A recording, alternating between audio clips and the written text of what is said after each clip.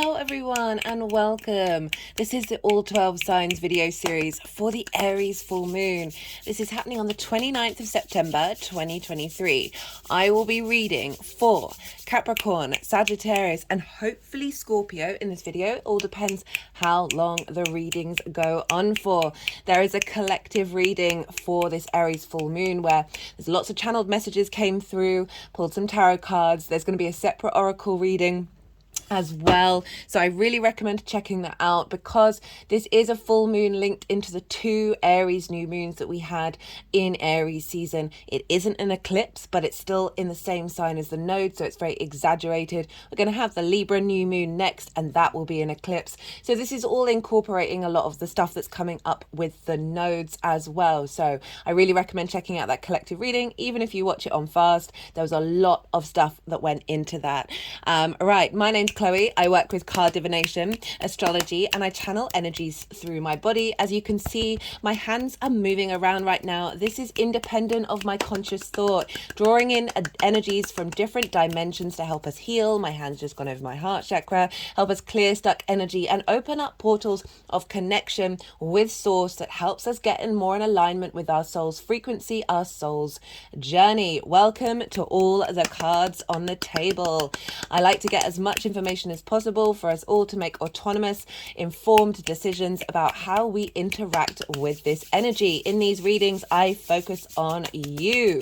If I get themes around work, romance, friendship, whatever that may be, I will bring it up, but I like to focus on how this energy is showing up for you. I work with the whole house system. This means each sign falls in the whole of a house. This is based on Hellenistic principles from over 2,000 years ago. That's the main sort of astrological base that I use, as well as my own intuition. For those of you who do know your time of birth, I really recommend checking out your first house first, the sign that falls in your first house. This is called your rising sign, where your ascendant is. This is the navigator of your ship. So with all the signs, it will be as if they are in the first house. So the astrology will link in that way, but this doesn't invalidate you looking at any other part of your chart, perhaps your sun or your moon or your Venus or your Mars, because we are dealing with Libra and Aries here. Sorry about that. I just had to pause. There was someone at the door, and I'm going to mention this. It was the person who used to live in this property before I did, and never met her before. And turns out her daughter's name was Chloe. And it's one of those tiny little synchronicities where you just see the flow of things. Because I was saying how I moved in here just before lockdown, the first lockdowns, and how it's a temple for me. And I really felt very protected and very safe. And it's just a little acknowledgement from the universe that there are repeating cycles. There are similarities in the connections, even if it's somebody you've never met before, that has had an influence on your life, right? There are those. Anyway, right, I'll shut up. So what was I saying? It doesn't invalidate looking at any other part of your chart. Just look to the sign that you want to check out. Look to the house that sign is in your natal chart, the themes of that house, and apply those themes and whatever else you've got going on in that sign, the themes around the planets or whatever, to the messages that come through. It's as if that sign in your natal chart has now moved to the first house. So take what resonates, leave what doesn't. Right, I think that's everything that I wanted to say. I'm going to crack on with a Capricorn. Be good to yourselves, be good to those around you, and most importantly, be well until we meet again. Capricorn rising. How you doing, Capricorn? For those of you tapping into the Capricorn energy and it doesn't fall in your first house, look to the house that it does fall in, the themes of that house, and apply those themes to the messages that come through. It's as if that Capricorn energy, with everything that's going on in your natal chart, has now moved to the first house. So take what oh, my light's just gone out.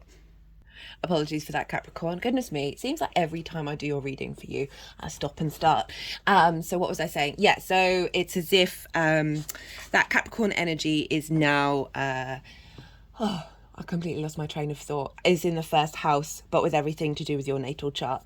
So regardless of whether Capricorn is your rising sign or not, you have this Aries full moon squaring your Capricorn air energy. So Aries is a fellow cardinal sign. So this means you're squaring one another. A square is an aspect of Mars. Mars can bring about conflict, drama, frustration, and winning at all costs. Why is that? Well, it's a 90-degree angle.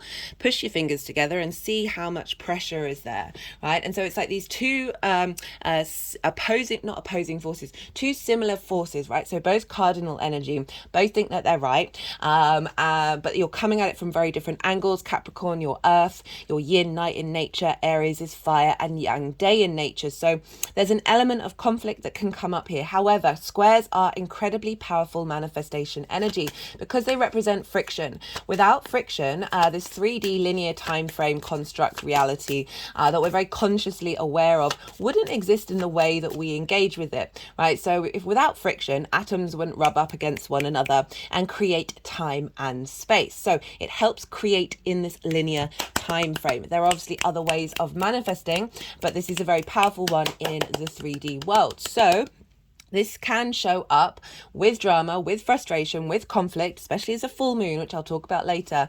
But all of these things, which I will mention later, are here to help you understand what's truly fundamentally important to you, what drama is worth engaging in, what conflict is the thing that you're going to hold your banner and go, actually, no, I need to stand my ground here, right? What winning at all costs, how are we winning? Why are we winning at the sake of for other people losing, or are we winning from an internal space of competition with ourselves, right? And the other side of that is friction. This is a hard aspect. Hard aspects just take a little more hurdles to bring into fruition. However, those hurdles help create something stronger. This is about being forged in the fire with a square energy. I speak as someone who has most of my chart is squares in opposition. So it has meant a lot of conflict in my life, but that has created something a lot stronger in the long term.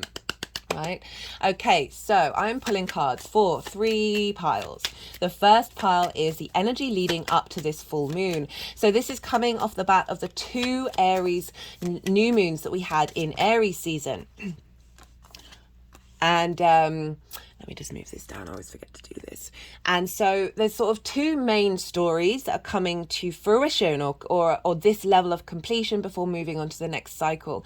I talk about this loads in the collective reading, which is why I'm really, really recommending it for everybody, especially that second Aries new moon, which very much felt like soul integration, all the different past lives, present lives, future lives, all coming into more conscious awareness. And the first Aries new moon felt like a re-understanding of fear, a re-understanding of authority and autonomy and potential tyrant behavior with Aries energy. And this full moon is a completion in a cycle of those particular themes, and a lot came up around fear and how to look at fear, and shifting the narrative, right? So Libra is very good at raising up narratives. That's where the sun is, raising up narratives that help realign distorted narratives. If you think about the Justice card in tarot, that's about things becoming equitable. So I feel like we're getting some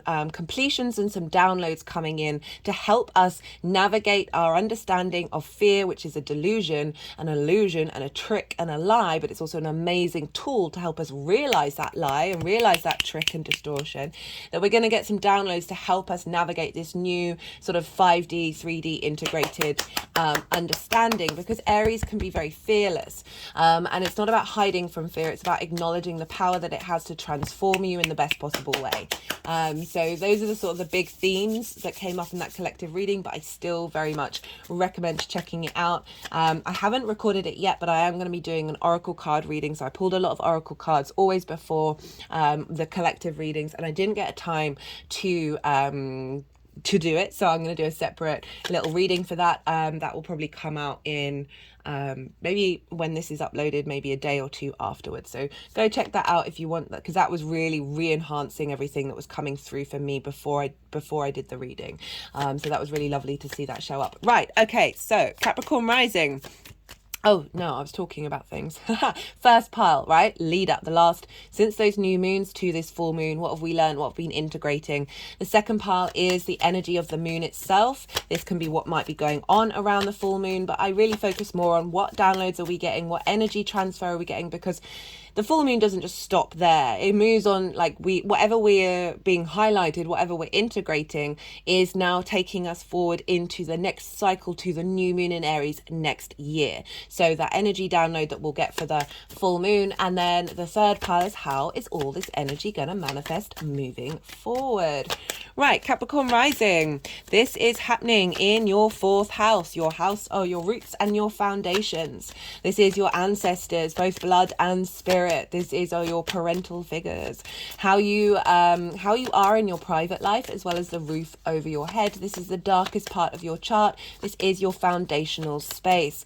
And the fourth house is an angular house. So this is squaring your first house. Your first house is your rising sign. This is how you embody your sun or your moon, depending on if you've got a day or a night chart, right? So this is how your actions and your deeds through the lens of your rising sign that is being governed by either your sun or your moon.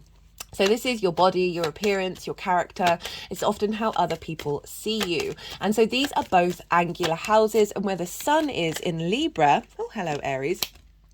Where the sun is in Libra is also in an angular house. That's your 10th house. This is opposing your 4th house of your life purpose, right? So we've got a lot of angular houses here.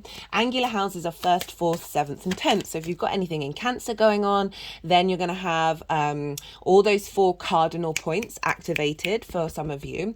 And so this is angular houses are pivot points in your chart. They represent the sort of cross, the foundational cross of your chart. They're very loud. They represent major themes in your life that those other houses sort of incorporate. And so this is a very powerful full moon. As I said, it's not an eclipse. Even though it's in the same sign of the nodes, but it's really far away from the nodes. So it's not a physical eclipse that is affecting us on the physical plane. However, the north node is in Aries, and the north node exaggerates things. So whatever's going on in your Aries house is getting exaggerated by that north node, so the moon itself is still a bigger moon than, say, a lunation that we had in Pisces, the last full moon, which wasn't connected to the nodes. It's still a very powerful moon, but not on the same level. So we are getting a lot of information in terms of where we're striving for. I've done a nodal transit series for Libra and Aries. It's in its own playlist, so it's really accessible. In that playlist is also the 2 Aries new moon collective readings that I did, and the Libra full moon that happened in Aries season, because that really felt like a setup for the nodal shift, right? So that the nodal shift is for 18 months, so we're still going to be in that for a while. So go check that out if you want to understand what's going on in Aries and Libra for you at the moment. So let's get back to this. So we've got this energy squaring your Capricorn energy. It's forming what's called a T-square because the sun is in Libra, as I said, in your 10th house. So what does this look like? This is, the 10th house is your life purpose. It can be very much linked into career, but it doesn't have to be, right? Sometimes your career is just facilitating your life purpose. And that life purpose is kind of like your North Star, your North Pole, the magnetizing thing that draws you towards it. This is the most visible part of your chart. This is your reputation, how the big outside world sees you. This can be linked into fame and honors. And so the sun has been moving. It will have entered Libra a week before for the autumn equinox, which is happening on this Friday. What's that date? It's the 22nd. So moving into the 23rd is the autumn equinox. This is when we get the sun and the day and the night in equal balance. We are moving away from the yang active side of the year in the northern hemisphere to the yin night receptive energy. And so we're going to be shifting gear in the way that we move through the world energetically in the northern hemisphere. Obviously in the southern hemisphere, that is reversed, and you're moving into summer. So you have the spring equinox. And either way, it's about finding balance. It's about finding harmony and realizing that there is a transition phase where we might be going a bit more inward, a bit more cultivating and nourishing energy, a strategy energy rather than a extrovert needing constant stimulation. However, this is in the sign of Libra where the sun is, and these are both, and Aries and the moon, they are both yang day signs. Air and fire aren't bound by gravity. They are ruled by the sun. And so we've got this more stimulating energy that's happening here for this full moon. So a full moon in the fourth, well, this is a completion of understanding of your roots and your foundational space, and this is support and culmination coming in from the ancestors, from your spirit line, as well as perhaps spending some time by yourself in private with loved ones, a reassessment of your relationship with your parental figures as well, and just generally a level of completion and also downloads coming in to integrate into the next part of the cycle. So full moons can bring up three main themes. You can maybe get one, maybe two, maybe three. And the first one is you might get triggered, right? A traumatic experience may happen. I'm not saying this lightly, and I'm not saying this to scare you. It's just this can be a thing with full moons, because the moon is our unconscious space, our intuition, where our needs are being met or not being met. How do we nourish ourselves? How do we nourish others? And it's getting the full light of the sun. And that sun is our cognitive mind, our purpose, our direction, our animation, our vitality. So there's a lot of conscious light on our unconscious space, which, often police stations, hospitals, schools get quite rowdy around the full moon. Think about howling at the moon. And that is because our unconscious space is coming to the forefront. So there can be something that might trigger you during this full moon. I always say, see this as a lesson, even though it might feel really difficult and like, what on earth is going on at the time? Because it could be something like deep in the recesses of your unconscious mind, that you weren't going to potentially navigate by yourself in a conscious way, in your own journey, to bring that up and spend time with it and give it space and set it free, basically. So the full moons can be a really wonderful, valuable lesson to help bring up these things that were deeply hidden within us, limiting beliefs that are really deep in our unconscious space, trauma responses that we've completely forgotten about, trauma events that we've forgotten about, why that then have an impact on how we move through the world, our love language, particularly linked around parents and your parental line as well as your ancestral line. If these things do show up, they are helping you understand what it is that you need to integrate in the next part of the cycle to become more fully in alignment with your soul's frequency.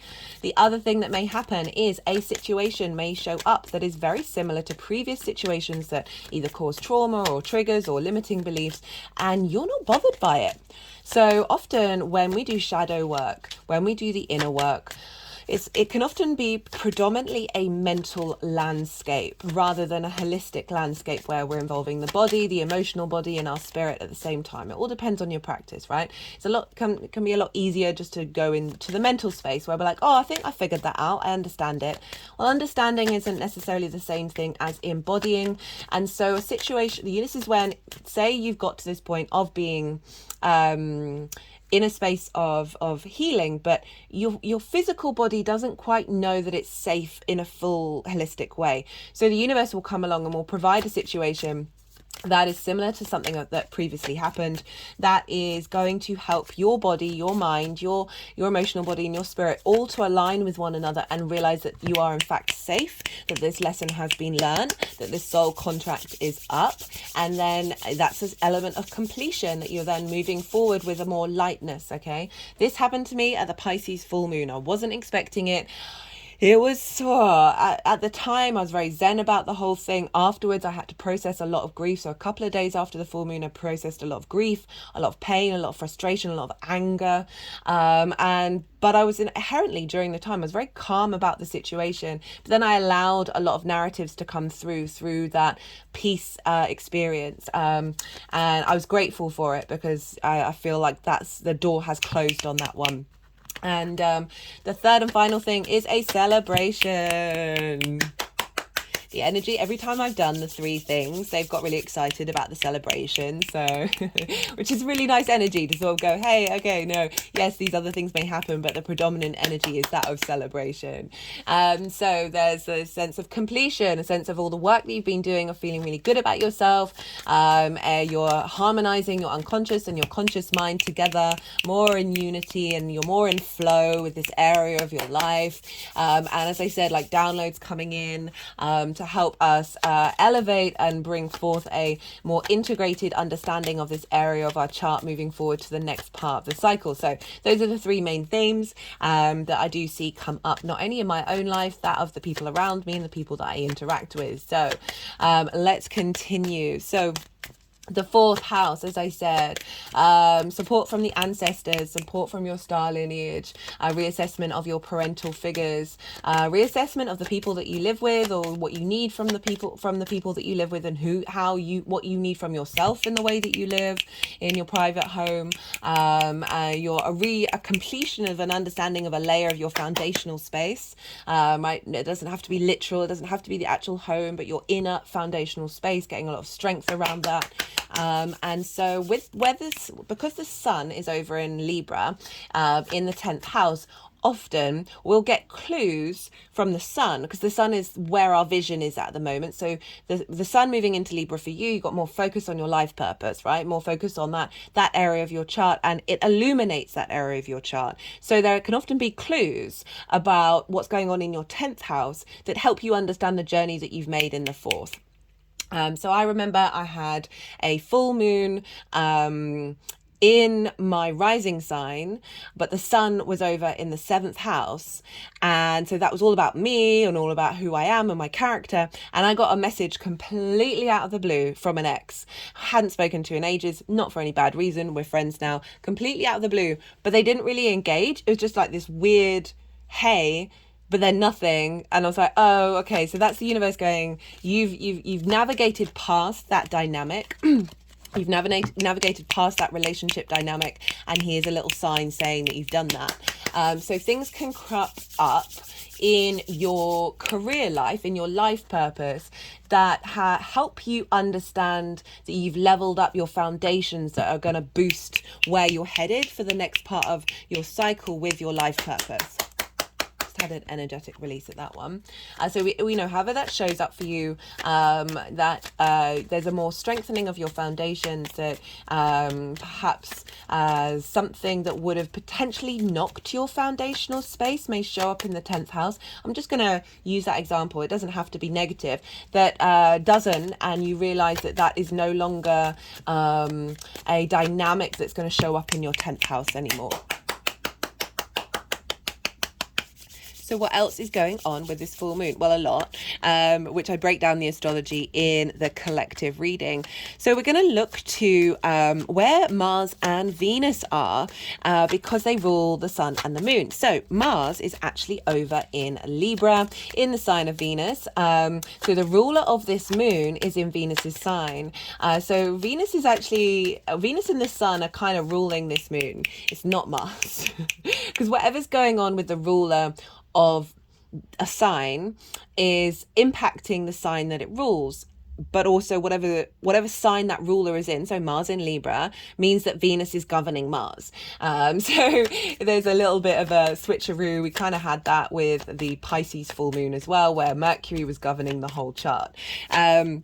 So Mars is coming up to its conjunction with the South Node. The South Node is that which we are refining, that which we are purifying and going to more depth with. So there's a more strengthening of your refinement of your life purpose going on right now. Mars has been moving through there since I think it was the 27th or the 29th of August.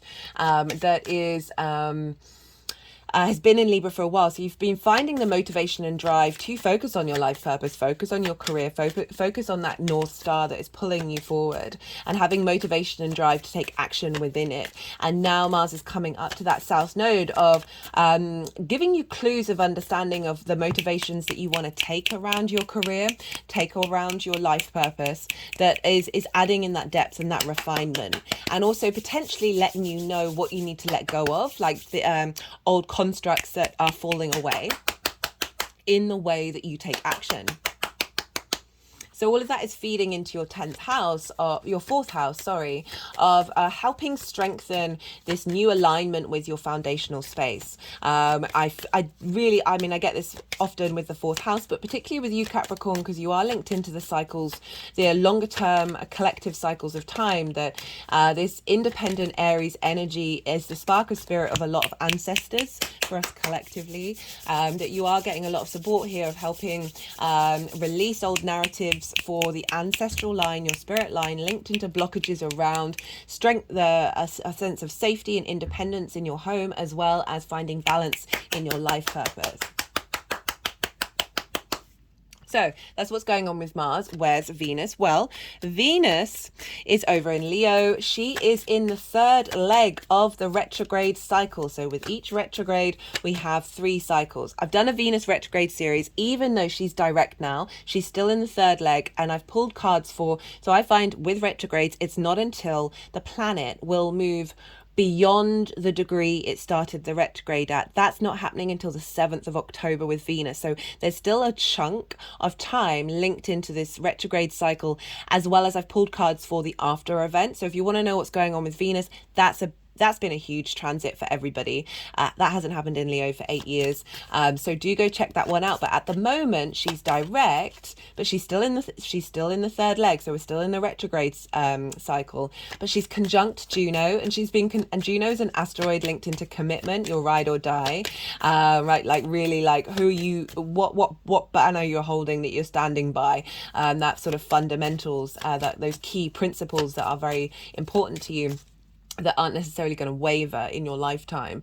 That Venus and Juno have been walking hand in hand since Venus went direct, which I love, because Venus was radically opening up our heart space, and now with Juno coming along is reinforcing this commitment to this new cycle. So she's in Leo, and Leo for you is in your 8th house. This is the house of give and take between the outside world resources. This is linked into bigger money. So it's more loans, bonuses, mortgages, so it would be like lottery wins and taxes. Like it's those big chunks of money rather than your day-to-day, your monthly, your weekly income. It's also linked into 5D and 3D inheritance, as well as, hello Venus. We've got Venus and the Emperor. So we've got, it's also the give and take between you and your relationship dynamics, whether that's the big outside world or what shows up in the 7th house or with your friends. So it's the time, money, energy, ideas, intimacy. So that's the give and take between you and the outside world. And how does that, how do those dynamics show up? What lens in which they show up? So it's a very heart orientated space. And sometimes with that house, we can give too much, we can take too much. And Venus has been doing a number of making sure you're in alignment with your soul and your value, right? So this is the 8th house, influencing not only the 10th house, so making sure this is a new understanding with your ability in the 8th house of how to utilize the resources from the outside world, from the quantum, from the 5D, feeding into your 10th house of your career. So it's really balancing this life purpose, this life direction, with support from the outside world, with relationship dynamics, or at least support of your re-understanding of your value in relation to them, which will have an impact on how you move forward in the world with your career. And then all of this energy is feeding into that full moon of strengthening your foundations.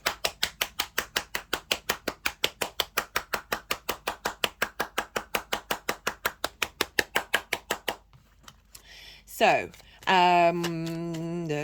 There's loads of other stuff going on. We also, Mercury is about to enter its post-retrograde cycle. So Mercury, 20 hours after this full moon, will have gone beyond its retrograde degree. And what I really like about this is all of this information, all of this wisdom that we're getting, all the downloads that we're getting around the distortion around fear.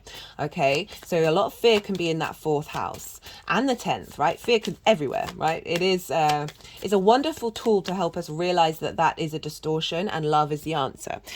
So all of that, all of this strengthening of this full moon is feeding into Mercury before it moves forward, because even though Mercury's in its own sign and it's not really being governed by anyone, they're all still influencing one another, right? So we've got this big full moon happening before Mercury is entering in new territory. And so whatever was going on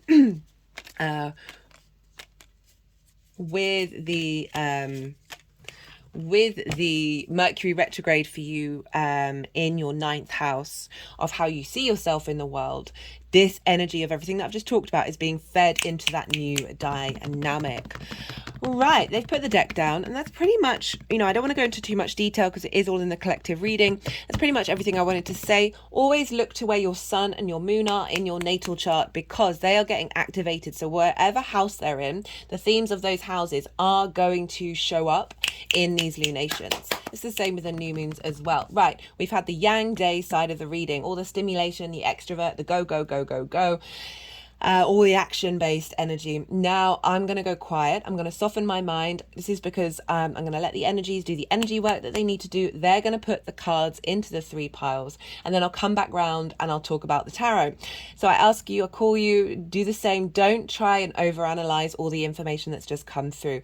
Let it all settle. Rest. We're doing rest. We're doing digest time. We're doing I always get it confused whether it's the parasympathetic nervous system or the sympathetic nervous system that we should be in most of the time. So just let it all settle, see what intuitive hits come up, and I'll come back round again in a moment.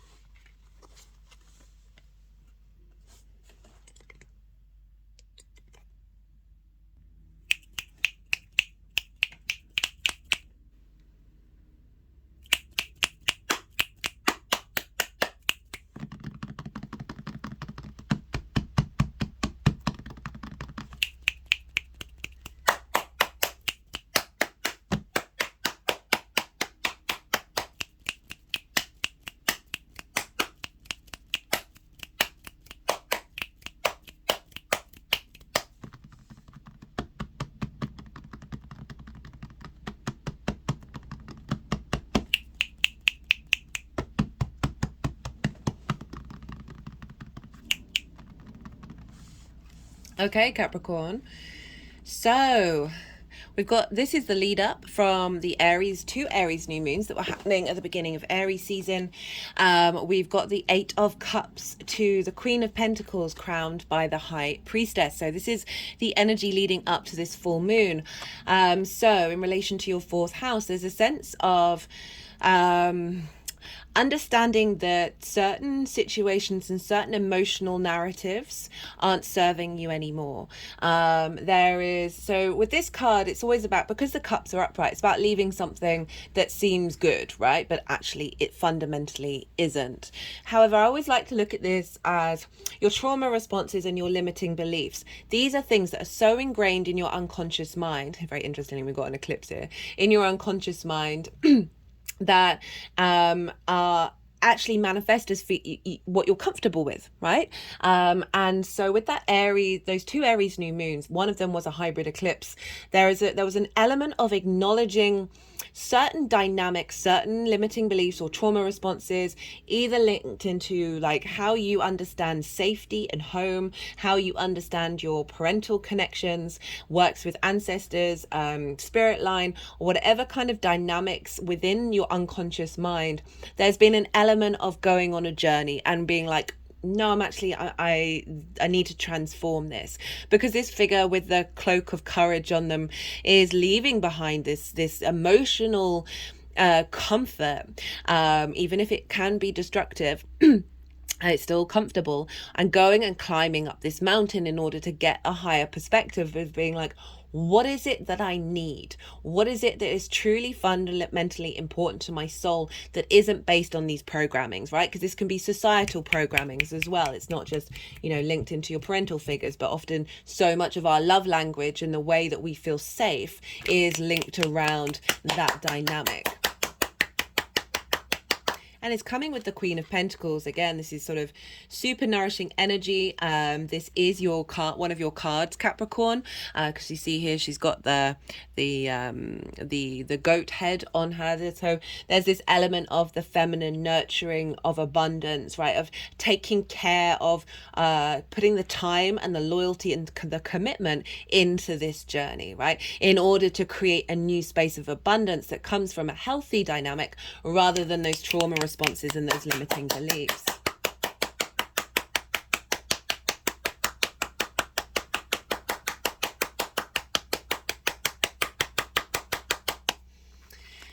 So very, very nourishing, very caring Queen of Pentacles. She's really good at giving advice. So it's like sticking through it, even if this journey is difficult. There's this energy of warmth, there's this energy of nourishment to help facilitate your new 3D environment coming from that Queen of Pentacles. We've got with the High Priestess. So there is a further acknowledgement of this, that the journey that you're going on is helping you tap into your intuition, helping tap into your inner power, your inner sovereignty of knowing that you are divine. The High Priestess draws things towards her. It's not about going out into the world and creating. It's about knowing that there is a part of yourself, your higher mind, your soul, whatever you want to describe it, who has a bigger understanding of the overall perspective of your narrative, of your story. And that intuition, right? This is also the Moon card. That intuition can get distorted. I've talked about this before, that the trauma responses and the limiting beliefs, it's like a labyrinth that our intuition has to get through, right? All of these different blockages that the intuition is having to navigate, and the way that it comes out can get a bit distorted. And this is where we sometimes we don't necessarily have trust in our intuition. But this combination of the cards is saying that you've really been honing a deeper understanding of your connection to your inner knowing.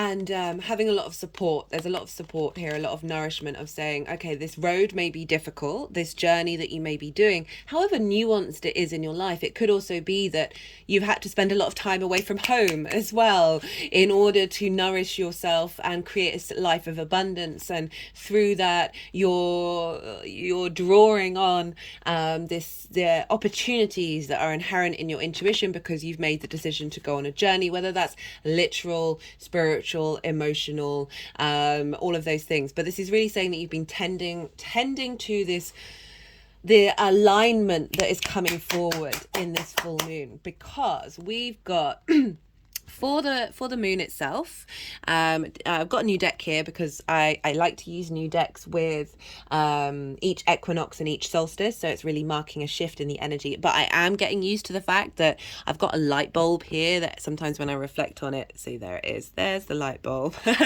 I'm really, and the grip of the phone is like right where I hold the cards, so sometimes it's quite hard for me to tell what's going on. We've got the Page of Swords, we've got the Three of Pentacles, and the Ace of Wands. So this is the first time the Ace of Wands comes out, very sort of Aries, fiery spark of spirit life.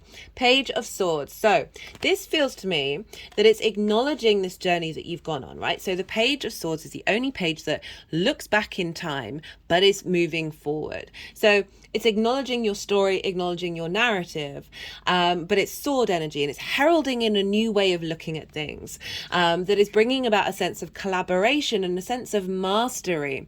Okay, so this Three of Pentacles, there's a real confidence in this energy. It's one of my favorite cards because it's truly knowing your inner space, knowing what you have to offer, and getting on with it, and not necessarily comparing yourself to other people. And because of this operation of this space of mastery, you're drawing towards you other energies, other people that have different skills to work together to create something beautiful and long lasting. So whether that's energetic support from your ancestors that are seeing this growth and helping support that and nourish that, or something happening around your home space, you know, with that North Node in the fourth house, that can mean a reassessment of your home life, a striving for something different. That this is, the full moon is saying, hey, we've got your back. There's a sense of bringing in a sense of knowing, adding on this intuition, but this is more taking action in the world with that. That is creating something beautiful and long lasting.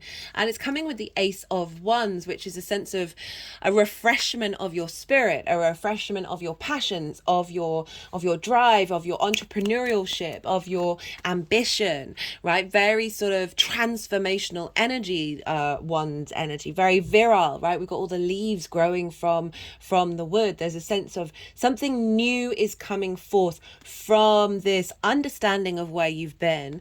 A groundedness in the mastery that you're bringing into your life, that is creating new possibilities. We've also got this castle in the background for some of you, if that is related to revamping your home, a reassessment of what it is to be safe, and with that reassessment, moving away from fear, a sense of renewal coming forward in your foundational space that is cropping up for this full moon.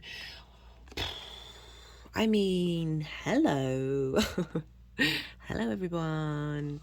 So this is the Empress, the Emperor, and the Two of Cups right here. So we've got Venus, we've got Aries, and we've got Union. So some of you, this may be a depth of connection with other people in your private life, other people that you live with. So we've got the feminine and the masculine. We've got the divine feminine and the divine masculine. Not gender specific. We have these energies within us. 100. That this is a acknowledgement of the sensuality and the pleasure of life in your foundations, this sense of fertility, this sense of flow and ease. Venus wants you to feel good in the 3D world. And the Emperor, this inner sovereignty coming through, this inner wisdom of of your own divinity, right? There's power here, there's command of knowing what actions you need to take. There's a lot of wisdom with the Emperor, and there's such deep nourishment with the Empress. and a knowing, right? Both of these energies, there's a deep sense of knowing.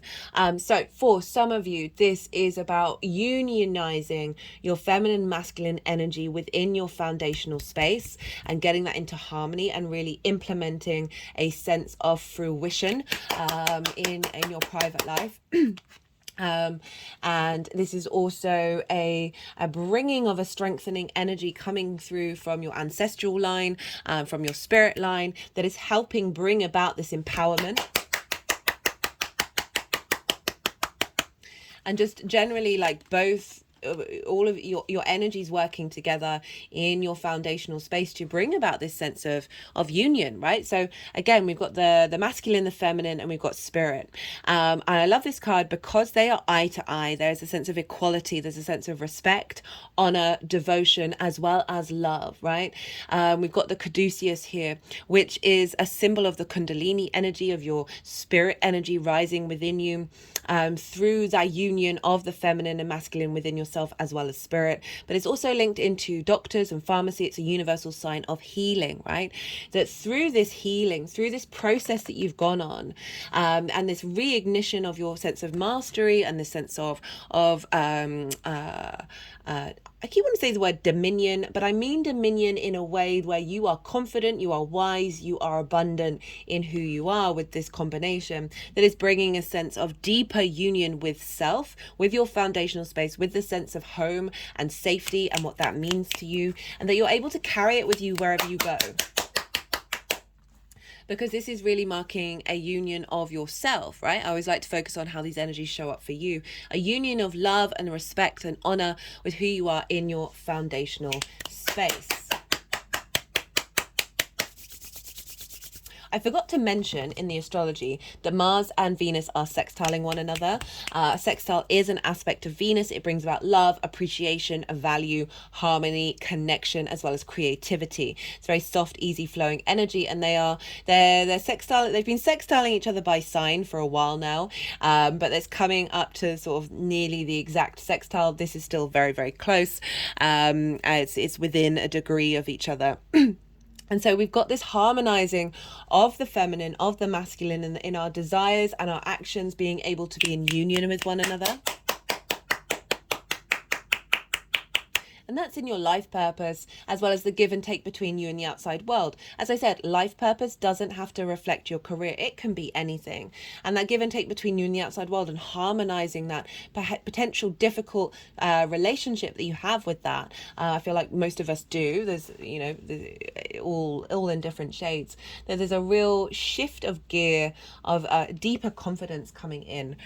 Okay, right, I've been talking for a while now.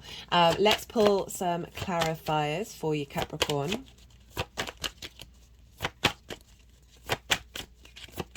Ooh. Oh, that's too many.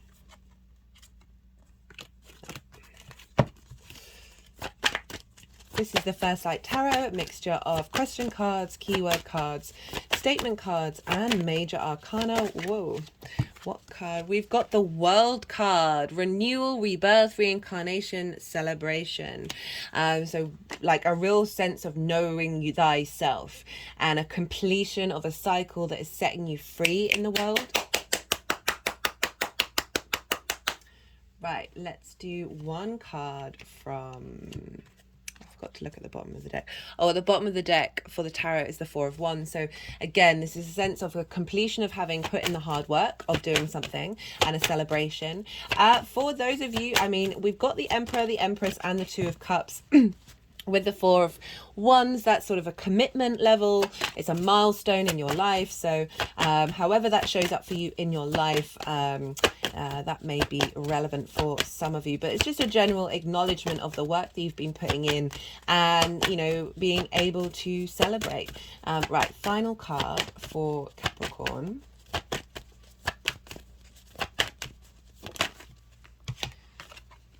We've got moderation. Interesting. So working through,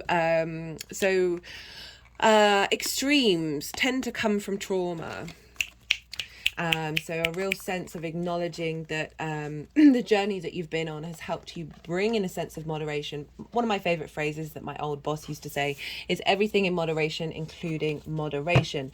So it's an acknowledgement that even if we are moderate in everything that we're doing, that is still an extreme. Now we've got change. I'm going to do a final card just because I want to see that, because that's all happening in the past. So something has really shifted in the way that you understand your fundamental roots and foundations. So final card for Capricorn. And it could have been that you've had to be really moderate in order to rebalance. So we've got environment, perfect for the fourth house, a reassessment of your private environment, your foundational space. And a renewal coming through and a shift of gear that's taking you into the next cycle to the Aries new moon next year. Right, Capricorn, I've gone on much longer than anticipated. I hope you enjoyed that reading. I did. If any of it resonated, don't forget to hit that like button. All interaction with the channel really does help the algorithm. This is a growing channel. So if you like the content, you feel like it's given you something, interacting with the channel helps send it further afield. Do what your heart tells you to do. Be good to yourself, Capricorn. Be good to those around you. And most importantly, be well until we meet again. Sagittarius rising. How you doing, Sagittarius? For those of you checking into the Sagittarius energy, and Sagittarius doesn't fall in your first house, look to the house that it does fall in, the themes of that house, and apply those themes to the messages that come through. It's as if that Sagittarius energy, with all the connotations of your natal chart, have now moved to the first house. Take what resonates, leave what doesn't. In general, regardless of whether Sagittarius is your rising sign or not, this full moon in Aries is in a fellow fire sign. So this means that it's trining your Sagittarius energy. Trines are an aspect of Jupiter. Jupiter is a benefic planet. This is a soft aspect, wanting to help you out, bring flow to your life. Oh, did we get a flipper? We've got quite a few. We'll put those back. What was I going to say? It's just there's a sense of inspiration here with trines. Jupiter likes to elevate, likes to expand, likes to bring cohesion and wisdom. With that deep sense of knowing, this is when the opportunities, the luck and the abundance can come through. So very supportive energy coming through for you, Sagittarius. I'm pulling cards for 3 piles.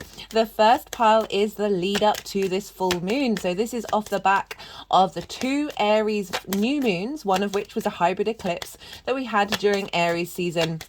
I've done a collective reading where I talk about the 2 narratives of those 2 moons and how they're being interlinked into this full moon. So do go check that out. A lot of messages that came through with that one were very powerful, linked around fear, particularly off the bat of that Aries hybrid eclipse, which for regulars, I've been talking about with every new moon that's come along. Now we've got the full moon, which is a completion of one part of the cycle, right? So it's not like a big, this is it, this is the end. This is adding on to information that's coming through to help us then bring that forward into the next part of the cycle. So this first part is everything that you've been working on, what's been going on since those new moons that happened in Aries. The second pile is for the energy of the moon itself. This could be what's going on around the moon at the time, but I do like to focus on how this energy, what this energy is like. So it's a download point, right? It's a portal in which we're receiving a lot of information, a lot of downloads, a lot of upgrades that are going to then take us forward into the next part of the cycle, which is the third pile of how all of this energy is manifesting moving forward. Because from this full moon in Aries, this is taking us up to the new moon in Aries next year, as well as the new moon in Libra. So we'll get a little bit of a clue come up with that Libra new moon, which is an eclipse. This full moon is not an eclipse, even though it's in the same sign as the nodes. It's quite far away from the nodes, so it isn't an actual literal physical eclipse that's happening in the 3D framework, but it is still in the same sign as the North Node, and the North Node exaggerates the energy. So that Aries, whatever you've got going on in Aries And with the transits, that energy gets exaggerated. So it's not an eclipse energy full moon, but it is still a big full moon. I have done a nodal series in Libra and Aries. It's got its own playlist. It's really easy to find.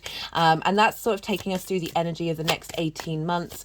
In a lot of the introductions, I pull different cards for different themes around Aries, Libra, North Node, South Node, the combination of all of the above. So do go check that out. I've also put right at the beginning is the 2 Aries new moon collective readings, as well as the Libra full moon, as I felt like that was sort of like a big bit of information to help us navigate this nodal cycle. So if you want a refresher of what happened in that, what energy was coming through for those Aries new moons, as well as the Libra full moon, do go check out that playlist. Right. So as I said, this is trining energy, but for Sagittarius rising, this is happening in your 5th house. The 5th house is the house of joy, right? This is our creation energy. Everything that I'm going to say after that word is linked into our pure creative energy. Okay, so this is fun, amusement, play. This is imagination. This is pleasure principle. That's not just linked into romance, but it's finding pleasure in everything that we do. It is also linked into romance and short-term dating, as well as children. That can be both actual children and things that you birth into the world from your creative energy. It's also where our inner child hangs out, right? So that sort of energy, there can be an element of trauma around the 5th house that comes from our inner child, the love language that we have learned from our parental figures, from our natal chart. And so there's a lot going on here. So this is trining your Sagittarius energy. As I said before, this is very supportive energy. This is trining your 1st house, Sagittarius risings. And so your 1st house is how you embody your sun or your moon in your actions and your deeds. It's the lens in which your sun and your moon, depending on if you've got a day or a night chart, gets exhibited in the outside world. This is often how other people see you. This is your body, your vitality, your character. And so there's a lot. This is all about you. All this energy of this full moon is feeding into how you now embody yourself moving forward. So I talked a lot about fear in the collective reading, and how fear is an illusion, it's a distortion, it's a lie, but it's also a tool, right? It's helping us acknowledge the distorted realities away from love, unconditional love and abundance. And it's a very helpful tool, even if it may not feel like it, because we can so often be trapped in that particular matrix. But I've talked a lot in that collective reading about how it's not about fearing fear. It's acknowledging that it is in fact a tool, and it's what is it we're dealing with it? How are we dealing with it? And using it as like, oh, thank you for showing me that fear, because it's helping me acknowledge and see that that is a delusion, that is a distortion, that is a lie. And so very, very, there's a combination of those 2 moons coming together of not only clearing out a lot of this energy, but giving us the tools in order to navigate how we work with fear moving forward, because Aries is incredibly independent. It can also almost be called that it's fearless, right? But it's not about being fearless, it's acknowledging the tool that fear is. Okay, so it's not about separation and rejection of fear. So that was a really strong message. I do recommend you check it out. There will be an oracle card reading as well, because I always pull these, got 2 of them up here. I always pull oracle card readings before I do the collective. I didn't get time to do it in the collective reading, so there will be a separate reading. It's either come out, depending, because I'm pre-recording these because I'm going away for the autumn equinox, which is happening a week before this full moon. So we're shifting gears from the yang energy day side of the cycle to the yin night, where the night is at the time of the equinox we are equal day and equal night, and then from that point the night will be slowly getting stronger. So we've got a lot of shift of change of energy happening here, and then the full moon is happening a week later. That's why there's a different deck. I use a different deck for each equinox and each solstice. So I'm still adjusting to this new one, a little smaller cards. Right, so 5th house energy, full moon completion around fear, limiting beliefs, trauma responses around your creation energy, right? So with fear, it's an energy of lack. And so when we operate in an energy of a lack, we don't realize that we are pure creation energy, right? One of the phrases that came up, that's been coming up a lot for me, that I put into the Aries full moon, is there are no limitations, only creation. It's also following on from the themes of the Virgo new moon of don't micromanage the universe, and moving away from or fixating on the problems rather than the creativity and the inspiration that come from that. So it's focusing more on the new rather than the problem itself. And so now we've got this full moon that's sort of acknowledging that birth of that energy for that new moon in Virgo, to the full moon of giving us a tool in the journey to help us navigate more strongly away from that sense of lack, that sense of fear. Oh, hey Venus, that can come up around our creative energy of not feeling like we're creative. It's not just the arts, it's not just music or artwork. It is absolutely anything that you do that comes from that spark of joy, that gives you a little zing, a spring. I always see the 5th house as the house that gives you a spring in your step. Mars is your motivation and drive to get up out of bed in the morning, and that 5th house is all that which gives you a little bit of a tingle, right? And so it's about cultivating that sense of enlivenment in everything that we do, right? The 5th house is very powerful, and that can be really difficult. And one of the practices that I've been leaning into is finding the root of what really makes me just in awe of everything, and using that energy to stimulate whatever moment I'm in.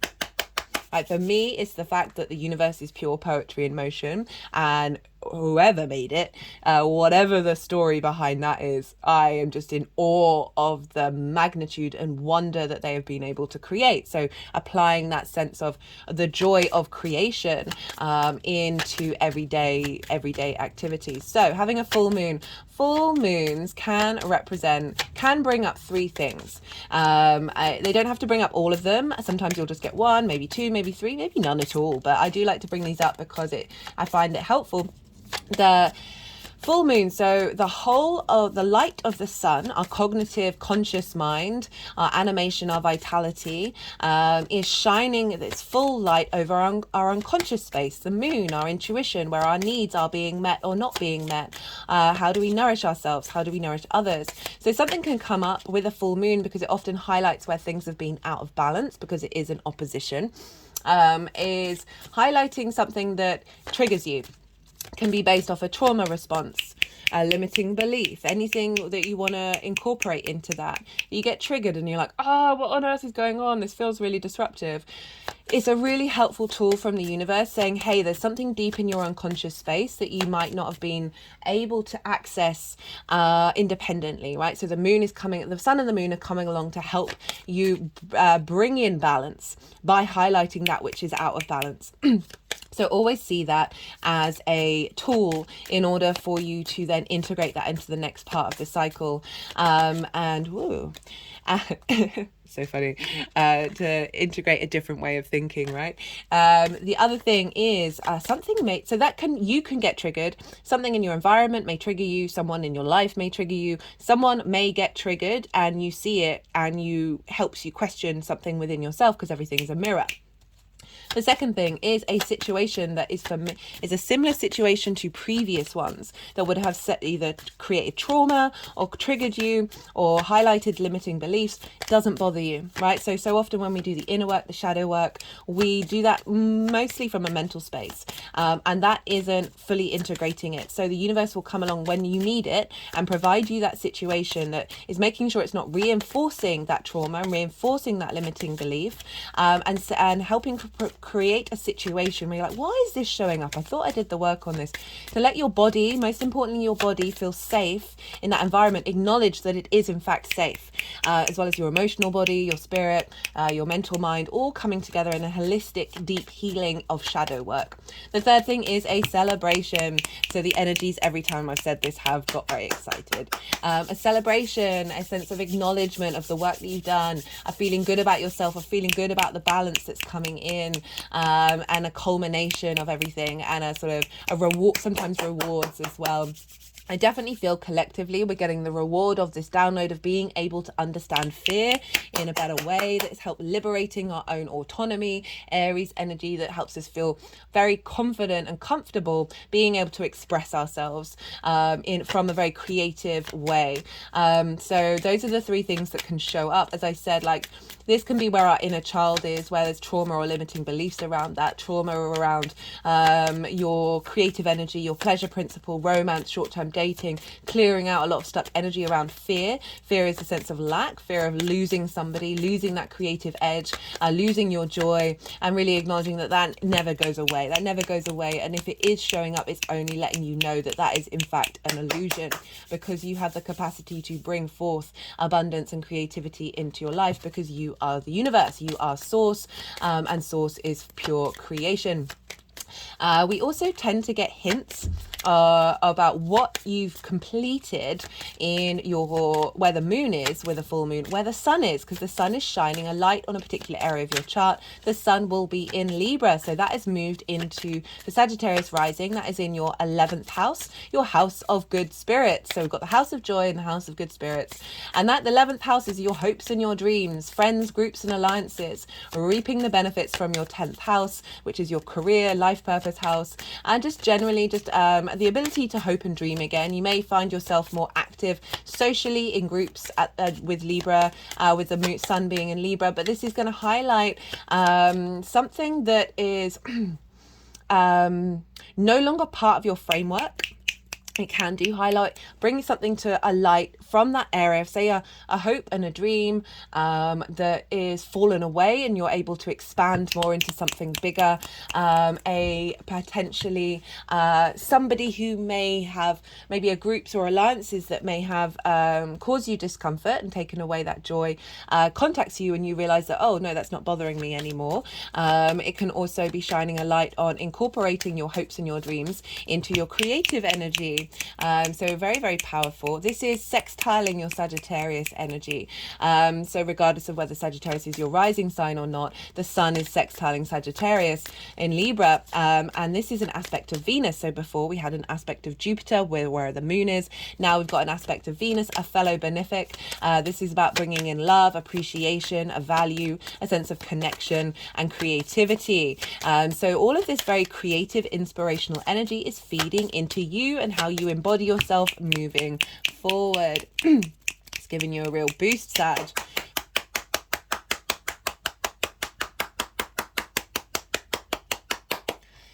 So this is what's going on with the full moon. So let's look to the rulers of this full moon, which are Mars and Libra. Well, Mars is over in Libra, the sign of Venus. So Mars is opposite. It's quite far away. It's at 21 degrees. So this moon is at 6 degrees. So it's not in direct influence, but it is still in the same sign. So it's still having an effect on the sun. And it's coming into a close conjunction with the South Node. So you've had more stimulation, more action, more motivation and drive to facilitate your hopes and your dreams, as well as perhaps, as I said, being a bit more active in groups and alliances, as well as actions being taken around that are helping you reap the benefits of your 10th house. And this is coming into conjunction with the South Node. And so the South Node is all about refinement. This is about going deep into an area of your life that you now feel comfortable with, because wherever the South Node is, there's an element of familiarity. As I said, I've done a nodal series on this. If you want more information, go check that out. And Mars conjunct the South Node is helping find the motivation and drive to release things and transmute energy that's no longer serving you, as well as getting clues and understanding of how to bring depth to this area of your chart through your motivations and your actions moving forward. And so this is influencing what's going on with the moon. So we've got a double influence of that motivation and drive feeding into this renewal of your creation energy, and pouring this what was I going to say? Why was I going to say pouring this? and pouring this into your sense of joy, right? Based on a new understanding of how you develop your hopes and your dreams. And so Mars is in the sign of Venus's sign. So whatever's going on with the ruler of a sign is impacting what's going on in the signs it rules. So Mars is impacting Aries. However, it's in the sign of Venus. So Mars is actually being governed by Venus right now. And she's over in Leo. She's in the third part of the retrograde cycle. She's direct, but she still hasn't moved beyond the retrograde point. This is when I feel like retrogrades really, that everything that we've learned in the retrograde starts a new cycle and we activate that new journey. I've done a Venus retrograde series. Yes, we're quite late in the day with that. However, I pull cards on this final cycle as well as how everything's manifesting moving forward. So I really recommend you check it out. Venus is currently in Leo, which for you, another fire sign. So we've got a grand fire trine. So lots of wisdom, lots of support coming in. And Venus is currently conjunct the asteroid Juno. Juno represents commitment, your ride or die, those things, those fundamental things that you're like, no, this is what I need in my life. This is what I'm sticking by. This is what's really important to me. And so she's been walking hand in hand with Juno since she's gone direct, which I love because Venus is instigating a whole new heart cycle for us, and very independent energy. And Juno walking with her is like, let's commit to it. Let's not falter. So I love that. In your ninth house of your hopes, your perspectives. This is the house of the gods. This is your morals, your ethics, your philosophies, your principles, your connection to nature, science, spirituality, book, religion, something bigger than yourself that you know you are a part of. This is how you think about it, the world, how you map yourself in the world. What do you want from it? All radically changing your heart space in the way that you see yourself in the world. And this is influencing not only the sun in Libra, but also, because Mars is in Libra, it's also influencing the moon. So your perspective of yourself in the universe is having a big impact on your hopes and your dreams and your creation energy. And this is all feeding a real boost of inspiration and creativity in the sense of love and harmony and wisdom, right? All those trines. Because not only that, Venus and Mars are sextile one another. So you've got a lot of sextiles and a lot of trines, so a lot of creativity, a lot of love and appreciation. So Venus and Mars sextiling one another with Juno and commitment and the south node of what are we refining is really getting in alignment, new patterns that are being formed, new creative brainstorming ways of navigating this. The last thing that I'm going to talk about is the fact that Mercury in Virgo, in your 10th house of your career, your life purpose, has been retrograde. Now, I've also done a Mercury retrograde series. That was one of my favorites. Mercury, 20 hours after this full moon, is going to move beyond the retrograde phase. So what I was talking about, Venus, which won't happen until the 7th of October when she moves into the new stage. This is happening for Mercury not long after this full moon, where everything with that Mercury retrograde is then going to get really activated of everything that's going on. And so this full moon of getting downloads around how we navigate fear, of a culmination of your joy, of your creativity, of everything that you've been working on, is going to feed into, and your hopes and your dreams as well, it's going to feed into Mercury in your life purpose house of, hey, how are we navigating and bringing practical magic with all of this information that's getting downloaded in this full moon. Right, that is everything I wanted to say, apart from always with lunations, check out where your sun and your moon are in your natal chart. Wherever they are, the houses that they're in, the themes of those houses, those themes are going to crop up for you with every lunation. So that just adds a little personal tip into how to look at your own personal experience, not just a general reading. Right, I'm going to go quiet. They've put the deck down, so all the cards have come out. I'm going to go quiet because the energies are going to do some energy work. They're going to put the cards into the 3 piles, and then I'm going to come back round and I'll talk about the tarot. So we've had the yang, day, action, extrovert, stimulated, informational side, go of the reading. Now we're going into the night, the yin, night side of the reading, the rest, right? So you've just had loads of information thrown at you. So don't try and overanalyze it. Just let it settle, let it digest. Don't try and force anything, and see what intuitive hits come up for you while we go into the state of stillness. And then I'll come back round and I'll incorporate all of this tarot with the astrology.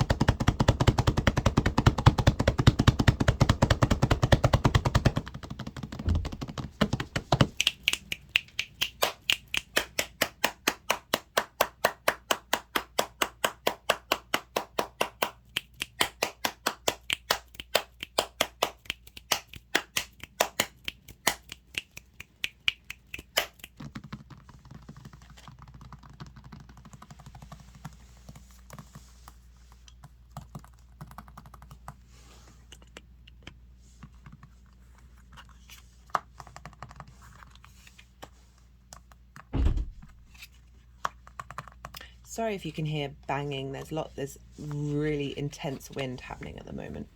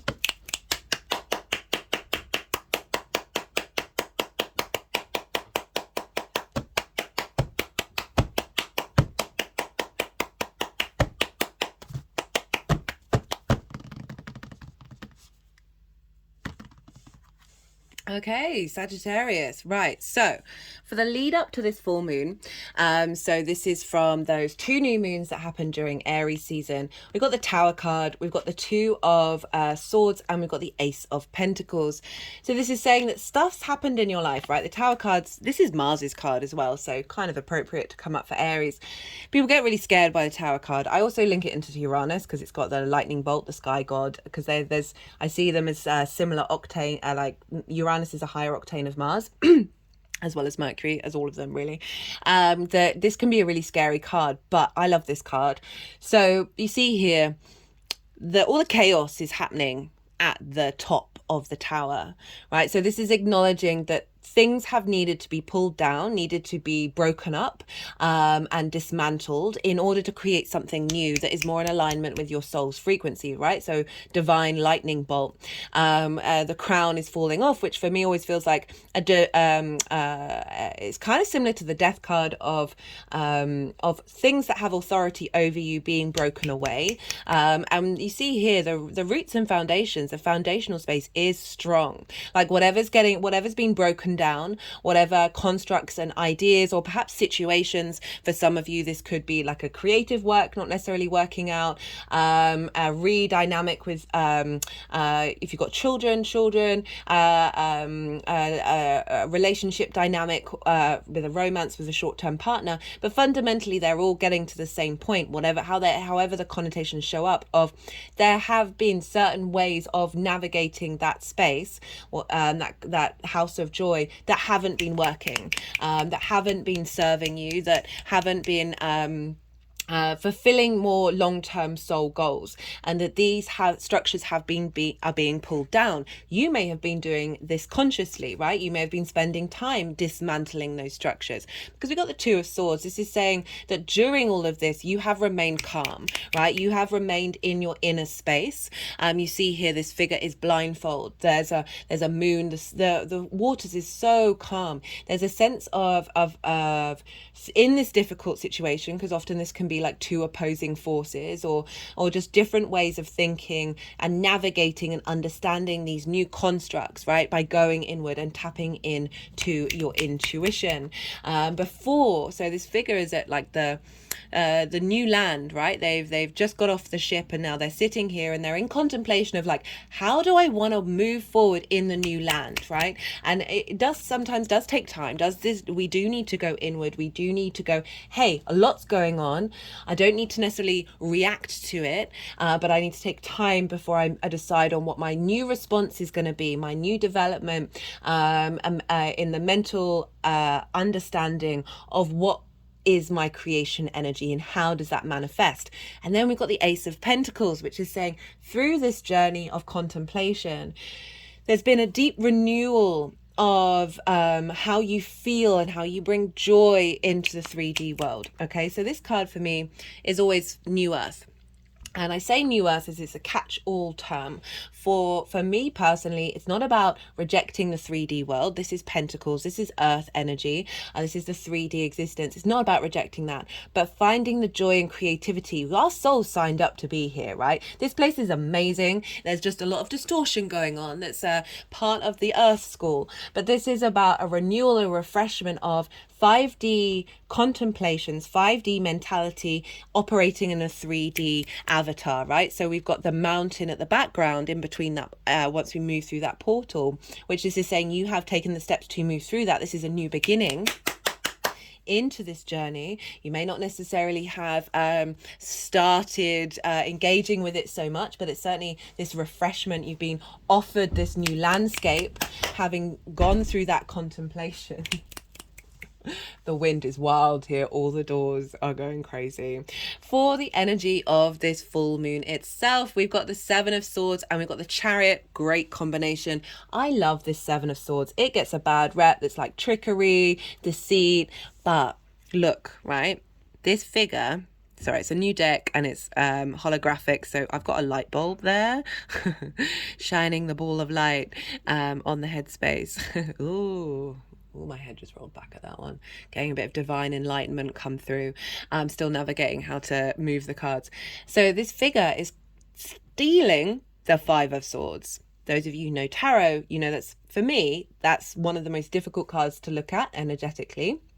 It represents the tyrant and the victim, right? Victim mentality, bullying mentality, neither of which serve us, both which represent lack. Okay, so this figure is taking them away. And so this is what's instigating at this thing, that whatever residue of conflict is being removed, and this is right, this figure is stealing the weapons from the other side in order to stop the war. So this is about doing things differently, bringing in new dynamics, thinking differently. And you're being left with the Two of Swords, which you have here, which is saying focus on your intuition, focus on cultivating that and sometimes, you know, it's quite funny to say that with the sword card, but it is about thinking differently, getting our mind in harmony with our intuition. With the Chariot. So the Chariot is the Cancer card, which is linked into the moon. This is about victory, pure willpower in motion, in action, right? So this figure, there aren't any reins connecting to the sphinxes that are moving this figure forward. This is an element of releasing control, having faith, having trust that you understand your environment, right? They have the stars in the sky, astrological symbols, the magician's baton, wand, I don't know why I say baton, the moons of the high priestess, the lingam and the yoni and spirit of the lover's card, and the crown of the empress, like really moving through the world with strength, right? It's not necessarily that things are always going to be perfect, like that's a distorted way of looking at perfection, but it's you're gaining this inner confidence, this completion of being able to move through the world from a new dynamic and be confident in the actions that you take and not necessarily second guessing yourself. So for the energy manifesting moving forward, we've got the Queen of Swords with the Empress, with the Nine of Pentacles. So the Queen of Swords, she's been through some stuff. So this is acknowledging that Tower energy. This is acknowledging the deep inner work that you've been doing, this contemplation of, hey, what does bring me joy, right? How can I break limiting beliefs and trauma responses? You see here, her head is above the clouds, but the clouds are acknowledging going through difficult times, going through frustrations. Of all the sword court cards, they all have birds on them. She only has one. So this represents clarity, truth, a nourishment of the truth, a cultivation of your deep inner truth. And there's an independence here. There's a real sense of confidence coming with the Empress. I love this combination because the Queen of Swords can be seen as being a bit cold, a bit kind of like my way or the highway, but I like it's coming with the Empress. This is the Venus card. She wants you to feel good in this 3D world. This is abundance. This is fertility. There's a sense of renewal, of replenishment, of just opulence coming in the way that you look at joy. Okay, the way that you look at your creativity, and it's coming with the Nine of Pentacles. So the Nine of Pentacles, this energy, one of the most independent cards. This figure knows the steps that it needs to make, right, for itself in order to create abundance. So we've got this independent energy coming through quite strongly with the softness of Venus, with that sense of love and appreciation and that harmonizing of the abundance, of the joy, with your confidence in your clarity that you are making decisions for yourself that are bringing about this state of abundance in the long term, right? This is however abundance looks for you. So there's a sense of sometimes with the fifth house, we can get a bit codependent. This is really saying that whatever's been going on, you are now embodying this sense of trust in yourself, that you know the decisions that you need to make when it comes to your joy in your life, right? And so it's a real movement away from fear and lack and moving into a full embodiment of spirit and the enjoyment and the pleasure of experience that is coming through with this full moon. Right, I'm going to pull some clarifiers for you, Sag. Oh, interesting. We've got diversity and blending. Okay, so they're wanting to go here, a blending of your understanding, a blending of the nuances that come up when we do that inner work and we realize we are multifaceted beings, and a blending of your needs coming together to bring about opportunities and experiences that you may not have considered before because you may have been blocked by fear, by lack, by trauma responses, your inner child's love language being distorted by parental figures or situations when you were very young, that there's been a block around the full experience of joy. Oh, big energetic release of this one that is bringing in this sense of exploration. It's also a 7, and we've got a 7 here with the Chariot as well. This year is a 7 year, very sort of catalytic energy. Okay, one more from the First Light Tarot. Okay, that's getting sticky, so I think they want me to do this one next. This is the numerology deck. All the decks are in the description box if any of them take your fancy.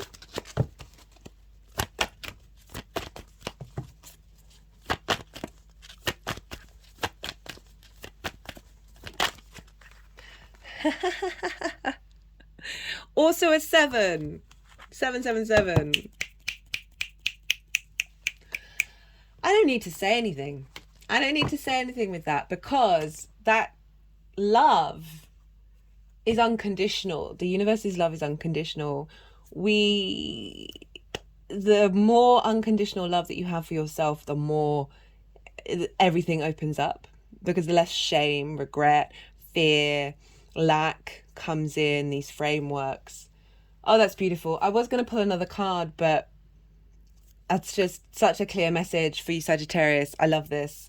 And the North Node is there, so you're striving for this. And we're going to get eclipses in Aries next year, which is going to add on to everything. Okay, I'm going to leave it at that. I really enjoyed that reading. If anything resonated, don't forget to hit that like button or subscribe. Hello, new viewers. All interaction on the channel, all comments, all everything. It really helps, as this is a growing channel. It helps the algorithm.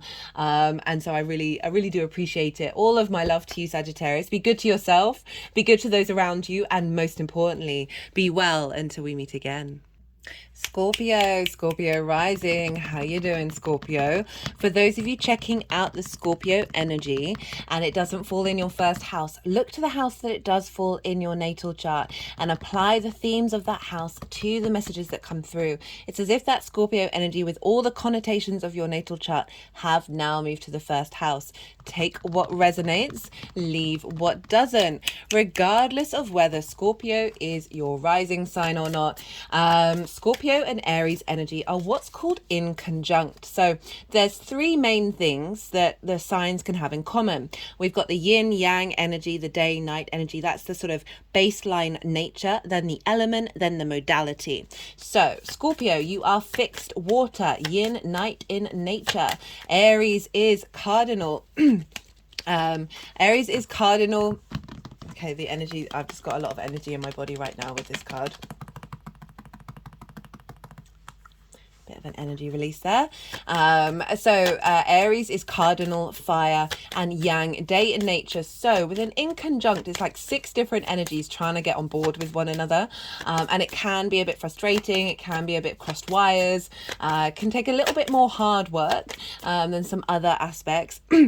But there's real magic here, because then once you do realize that everything fundamentally has something in common with it, with each other, that once you do, there's a real sense of admiration. Once you step into admiration rather than frustration of the fact that you're dealing with a different energy that might not be as familiar to you, all depends on your chart, that this is where the sort of maverick energy comes in, because you're able to utilize 6 different energies to work together, which is pretty phenomenal.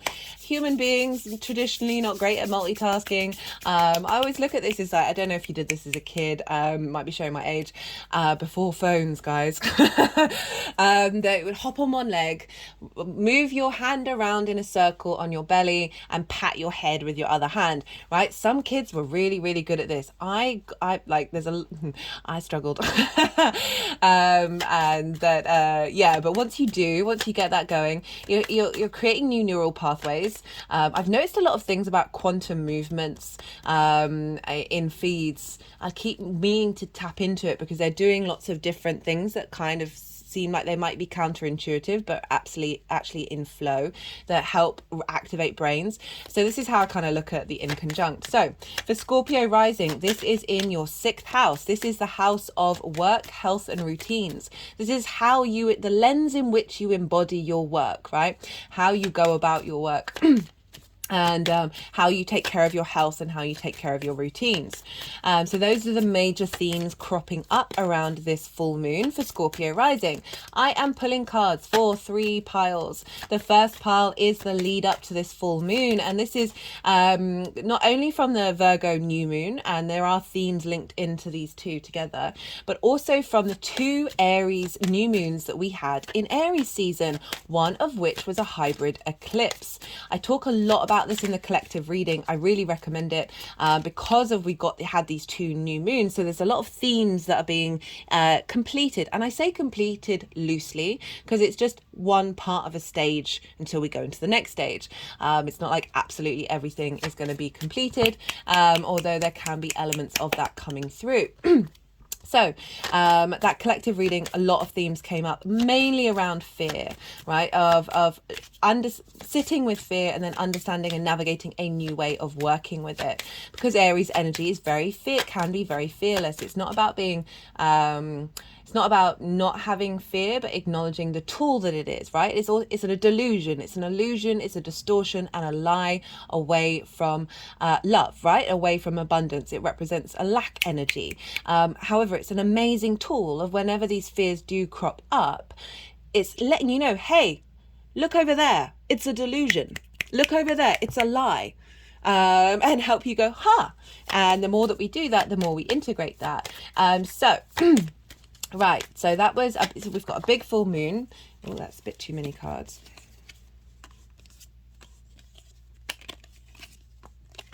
Okay, we wanted most of those.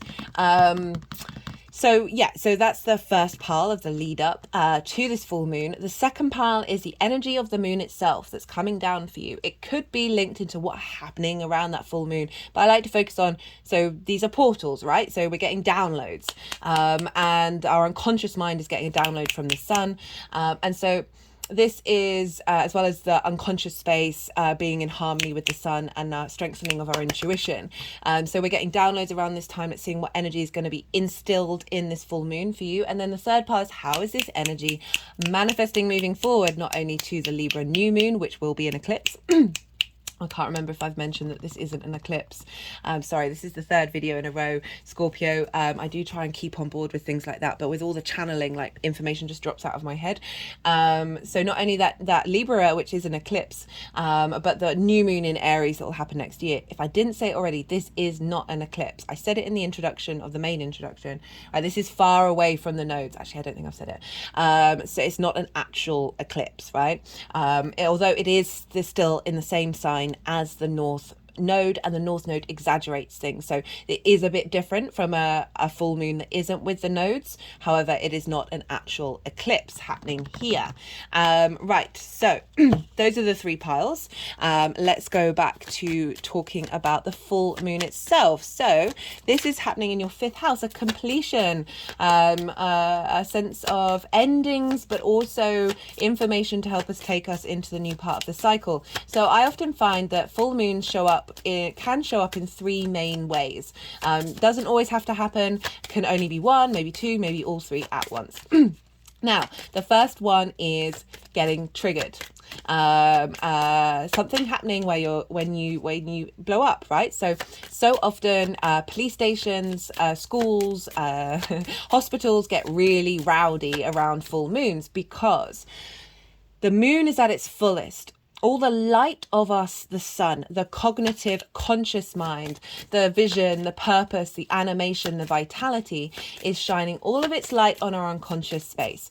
Our moon, our unconscious space, our intuition, where are our needs being met or not being met? How do we nourish ourselves? How do we nourish other people? And so this is when our unconscious mind, the moon, is very loud and proud. So this can be a wonderful thing that something triggers you, and do bear with me, something triggers you that may have been deep in your recesses of your unconscious mind that is now coming to light, that you may have taken a little while longer to get to when doing the inner work and the shadow work. And the universe comes along, the sun and the moon come along and say, hey, I got you. Here's this thing that you need to sit with in the next part of the cycle to help re-liberate that part of your mind away from trauma responses and limiting beliefs and a sense of lack. The second thing is a situation. So that previous thing, you may get triggered. Something in your environment may get triggered. Somebody else may get triggered. And these things may help you see the mirrors that is within you and be able to do that navigation. The second thing is a situation will show up that is similar to something that may have created trauma, something that may have triggered you in the past, and it's no longer triggering you. And you're like, but before you may think, oh, why is this showing up? I thought I did that work. I thought I cleared that energy.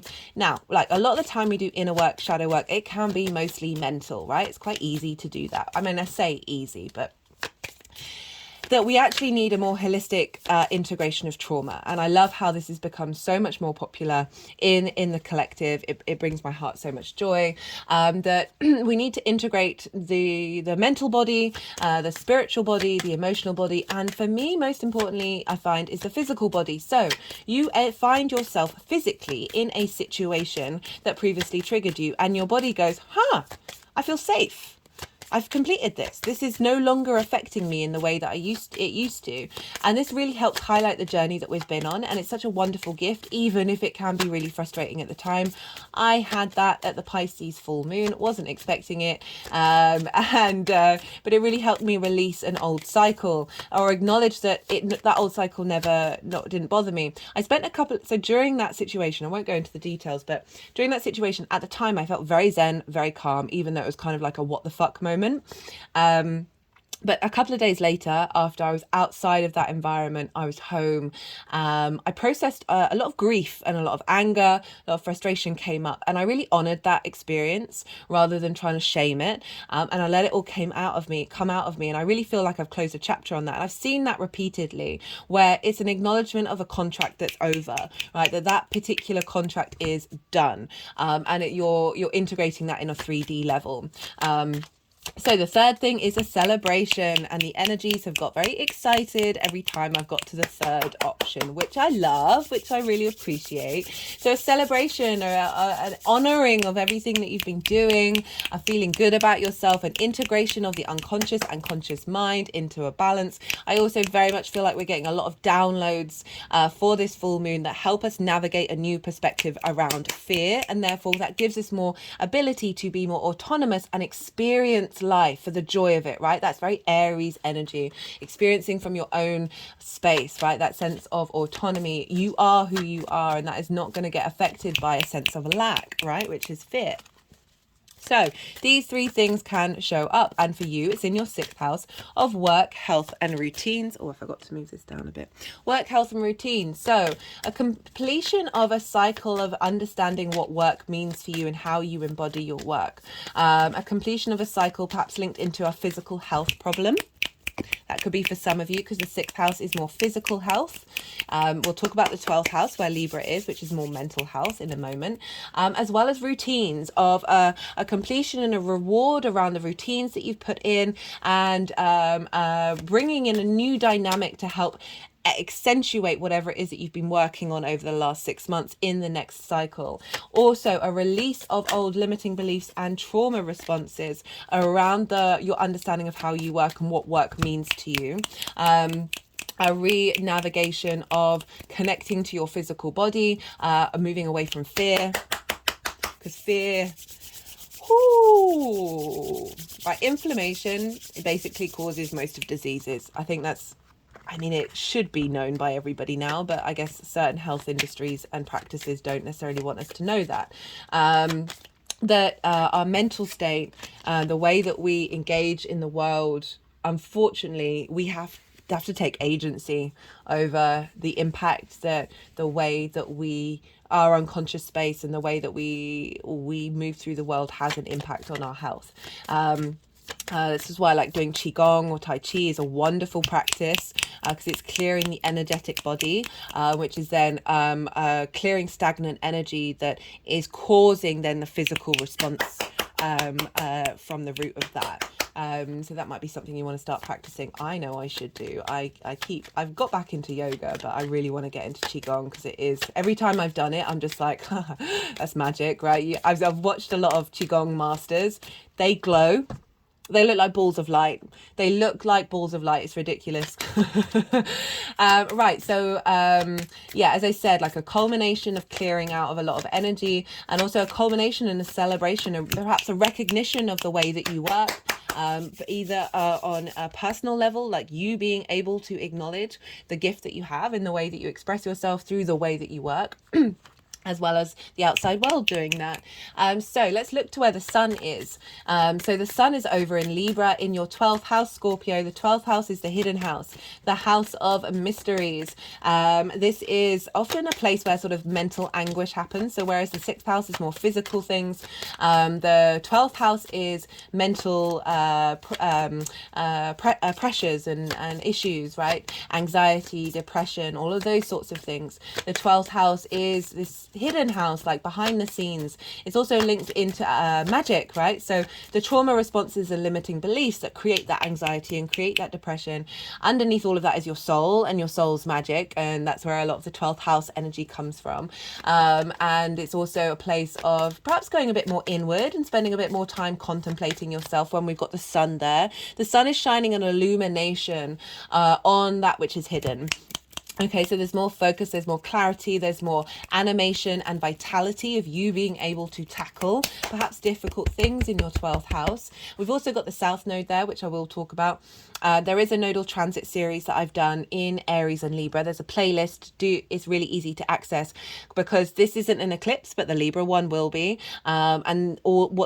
Regardless, this is still a moon in Aries with the nodes. This is still relevant to the nodal cycle that we'll be in for the next 18 months. I've pulled cards for that in each introduction. I've done different themes around Libra, Aries, North Node, South Node, all of that stuff.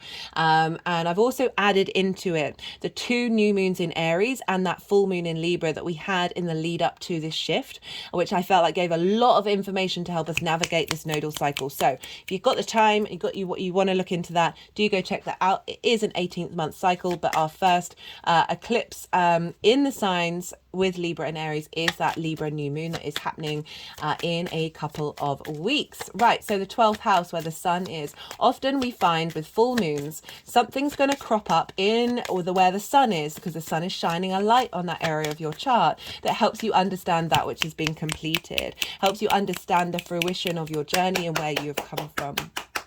I remember very distinctly I had a full moon in my first house, and obviously the sun is in the 7th house. And so the full moon is all about you, like in the first house. So this is all about work. However, I got a message from an ex who I hadn't spoken to for a while. We're friends, it's all good. And it was just like a hey, and then no response, like nothing. And it was so bizarre, but it helped me understand, oh, that is not a cycle that I'm in anymore. That's not a cycle that's touching me anymore. So there could be something around those limiting beliefs, those trauma responses, that sort of mental anguish that may show up, and you bear witness to it, but you realize it's not affecting how you embody yourself in your work, how you move through the world, that in the way that you work, and the way that, because it's the 6th house is how you figure things out, right? How do you go about your work that may have been impacted by anything that may have been happening in the 12th house? You can also get some magic come through that's helping say, hey, this is how we integrate this into the way that you work, finding that balance, finding that social warrior that is Libra. So these things can crop up with a full moon. Now, that's what's going on. There's lots more in terms of the astrology. I'm only going to touch on Mars and Venus, but there's other stuff going on. So do check out that collective reading. So Mars rules Aries. So Mars is ruling what's going on with this moon. Where is Mars? Mars is over in Libra. So the themes of the 12th house are not only being influenced by the sun opposition, but also by the fact that Mars, the ruler of Aries, is in that 12th house. So it's been there since the end of August. So you may have been spending more motivation and drive to figure out those things that may have been blocking you. Figure out, who are you? How do you consider, what is the construct of you? And also the magic of you as well, like finding more drive and motivation to work with magic, however that shows up for you. It's just science that we haven't figured out yet. That can come up in numerous different ways. That is bringing you a sense of peace and a sense of clarity and information. So Mars is conjunct the South Node. Mars is helping. You would have. So Mars is very instinctive. It's our drive. It's our actions that we take. So you may have felt very instinctively drawn to take these actions and do these things that you may not necessarily be cognitive cognitively aware of what's going on and what's happening with that Mars transit. But with the Sun there's more vision and understanding of what Mars has been up to help bring you peace. Mars is the smooth operator, the diplomat through your actions in that unconscious space. So you might not, it's happening behind the scenes, so you might not see the fruition of that until Mars moves into your sign, which is just before the Libra eclipse, of when that gets embodied in you. But at the moment, with this full moon, Mars is coming into a conjunction with the South Node. So the South Node is moving through your 12th house. You're refining this area of your life. I would recommend that one for you, the Nodal Transit series, because it is the 12th house is a heavy house, right? It's linked into grief, loss, and all of those things, but it's also very magical. So the South Node is where we're refining that which we are comfortable with and then able to refine.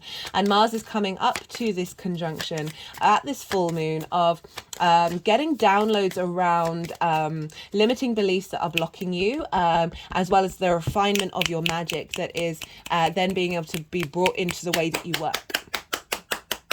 Right, so it's clearing out a lot of old patterns. So where's Mars? Mars is in Libra. Who rules Libra? Well, that's Venus. So even though this is an Aries moon ruled by Mars, Mars is in Libra, in Venus's sign. And Venus rules the Libra, so she's ruling the sun, and she's kind of governing the moon as well. So there's a lot of Venusian energy coming through. There's a lot of harmonizing energy, the sense of appreciation and value with this full moon. And Venus is over in Leo. She's been there for a while. She was retrograde, and she's direct. She's in the final cycle of the retrograde series, right? So retrogrades are 3 times over the same degree points. I've done a Venus retrograde series. Even though she's coming towards the end of the cycle, she's still in that 3rd cycle, and I've pulled cards for after the event, right? So for me, retrogrades, they don't kick off until a planet has gone beyond the degree it retrograded at. That's happening on the 7th of October for Venus. So there's still a chunk of time to sort of figure out, okay, what's been showing up for me with that Venus area of your life. And this is in your 10th house. You're squaring your Scorpio energy. And so this square is activating manifestation, right? Is bringing about things in, starting a new cycle when it comes to how you see yourself in your career and your life purpose, a renewal from your heart space, a sense of vitality and independence, in your 10th house of life purpose, right? So that doesn't just have to be career. Career can facilitate your life purpose, but it's your guiding star, right? Your North Pole, your North Star, that thing that magnetizes you towards it. It's also linked into reputation, how the outside world sees you, as well as fame and honors. And so we've got a lot of beautiful Venusian energy. She's still in the retrograde cycle, so things aren't quite manifesting yet, but she's conjunct Juno, and she's been conjunct Juno since the beginning of her direct motion. Juno is the goddess of commitment. She's your ride or die, right? What things are you sticking by through thick or thin that truly matter to you, right? Like these are like fundamental things. And I love that Venus and Juno have been conjunct. They've been walking hand in hand with one another, because Venus is very independent when she's retrograde. She's shifting into a new 8-year cycle in the Leo era of your life. And Juno, while she's going direct, while she's still navigating this new space of Venus is still navigating this new space. Juno's like, hey, we're committing to this. We're not going to budge, right? Things may show up where you're like, oh, I'm not quite sure. Still that retrograde energy. And Juno's going, breathe. What do you truly care about? Like, not the small details, not the nuances. What do you truly, fundamentally care about that brings you joy, brings your heart joy? So I really love this energy feeding into this, feeding into the sun, and also feeding into the moon itself, of the way that you work. So we've got that career house linking into finding clarity around limiting beliefs and trauma responses in the 12th, as well as the magic, feeding into the way that you work, clearing out old structures around fear and imbalance, connecting back to love and abundance and creativity. And feeding, and that's all being influenced by your career house, your life purpose. So this is really lovely. What else did I want to say? 20 hours later, after this full moon is exact, the times will be in the description box. Mercury who's been retrograde, who's now direct, will be moving into that new cycle that I talked about, right? So 20 hours later, it will go beyond the degree that it retrograded at. Again, if you've not seen the Mercury retrograde series, I pulled cards for all three phases as well as what's being integrated moving forward. So you might want to go check that out. And Virgo for you is in your hopes and your dreams. And what I really like about this is Mercury is getting this boost of this download coming in from this full moon about navigating fear and stepping into autonomy, creativity, and freedom. That Mercury's getting this boost, even though it's in its own sign, it's not being governed by anybody. It's still a sense of renewal that's happening just before the new cycle. So I really like that for all of us in the way that you understand your hopes and your dreams and finding a bit more practical magic in the way that you navigate. Right. Okay. That's everything that I wanted to say. There's lots more going on with the astrology. They keep wanting to drop out half the deck, and that's just not the vibe. What was I going to say? Yeah, always with lunations, check to where your sun and your moon are in your chart, because this will add on themes about what shows up with these lunations that make it more personal to you away from this general reading. As I said, there's a lot more astrology going on with this full moon, but I'm not going to go into any more detail. Do you check out that? Okay, let's do that one. We've just had the Yang Day action side of the reading, the stimulation, the go, the information, the extrovert. Now we're going into the Yin night rest energy of the reading, because I'm going to go quiet. I'm going to soften my mind and allow the energies to do the work that they need to do. And they're going to move the cards into the three piles. As I do so, I call you to soften your mind as well. Don't force the information that you've just had, right? Let it all settle, let it all digest, and see what intuitive hits come up for you. And then I'm going to loop back round and bring in the tarot with all of the astrology that I just talked about.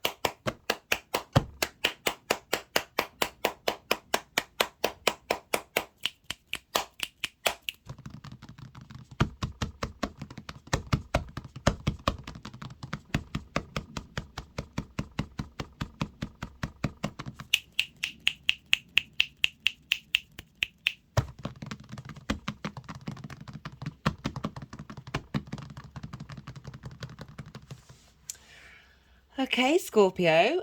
Forgot to mention actually that Venus and Juno are sextiling Mars and the South Node. A sextile is an aspect of Venus. This is very creative energy, appreciation, sense of value, love, connection, harmony. So you've got this harmonizing energy of the masculine and feminine, our desires, our motivations, our pleasure, the way that we find pleasure in the world, and our motivation and drive to bring that into action, of aligning that 12th house and 10th 10th house into this new commitment and this refinement of self, or that's helping you be able to set yourself a bit more free in the way that you work.